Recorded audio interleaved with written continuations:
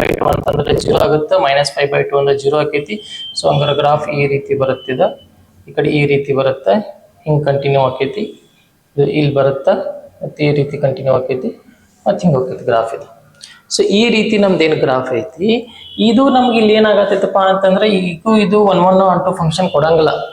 ಯಾಕಂದ್ರೆ ಇಲ್ಲಿ ನೋಡ್ರಿಪ್ಪ, ಇಲ್ಲಿ ಯಾವುದೋ ಒಂದು ಇನ್ಪುಟ್ ತಗೋ, ಇಲ್ಲಿ x1 ತಗೋ, ಇಲ್ಲಿ x2 ತಗೋ, ಇಲ್ಲಿ ಔಟ್ಪುಟ್ ನೋಡ್ರಿ, ಇಲ್ಲಿ ಔಟ್ಪುಟ್ ಏನೈತಲ್ಲ ಔಟ್ಪುಟ್ ಒಂದ ಸಿಗಾದೈತಿ. ಇಲ್ಲಿ ಸ್ಟಾರ್ ಅಂತ ಹಾಕಿದ್ರೆ ಔಟ್ಪುಟ್ x1ಗೂ ಸ್ಟಾರ ಸಿಕ್ತು, x2ಗೂ ಸ್ಟಾರ ಸಿಕ್ತು. 2 ಇನ್ಪುಟ್ಟಿಗೆ ಒಂದ ಔಟ್ಪುಟ್ ಅಂದ್ರೆ ಮತ್ತೆ ಮೆನಿ ಒನ್ ಫಂಕ್ಷನ್ ಆತಿದು. ಇದು ಏನಾಯ್ತು ಇವಾಗ ಮೆನಿ ಒನ್ ಫಂಕ್ಷನ್ ಆಯ್ತು. ಈ ಮೆನಿ ಒನ್ ಫಂಕ್ಷನ್ ಇದ್ದಿದ್ದ ನಾವು 1 1 ಫಂಕ್ಷನ್ ಮಾಡ್ಕೋಬೇಕಲ್ಲ. ಈಗ ಆನ್ ಟು ಫಂಕ್ಷನ್ ಅಂತ ಐತಿ, ಯಾಕಂದ್ರೆ ಪ್ರತಿಯೊಂದು ವಾಯು ಏನೈತಿ ಇಮೇಜ್ ಆಫ್ ಎಕ್ಸ್ ಐತಿ, ಪ್ರತಿಯೊಂದು ವಾಯು ಎಕ್ಸ್ ಇಂದನೇ ಸಿಕ್ಕಿರ್ತೈತಿ, ಸುಮ್ಮನೆ ವಾಯು ಅಂತೂ ಬರಂಗಿಲ್ಲ, ಪ್ರತಿಯೊಂದು ವಾಯು ಎಕ್ಸ್ ಇಂದನೇ ಸಿಕ್ಕಿರ್ತೈತಿ.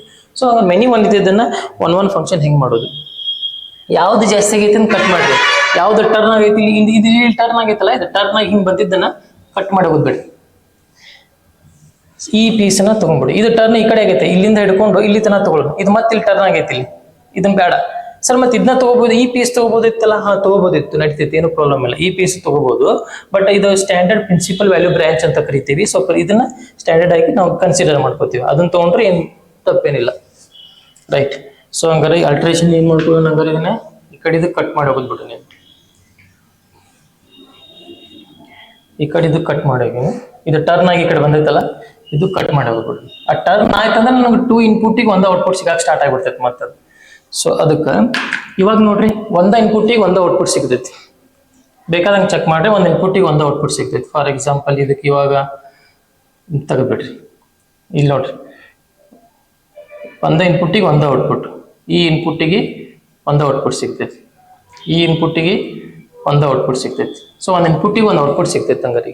ಸೊ ನಾವು ದಿಸ್ ಈಸ್ ಎ 1 1 ಫಂಕ್ಷನ್. ಇವಾಗ ಇದೇನಾಯ್ತು, ಚೇಂಜ್ ಆಗಿ 1 1 function and onto function ಆಯಿತು.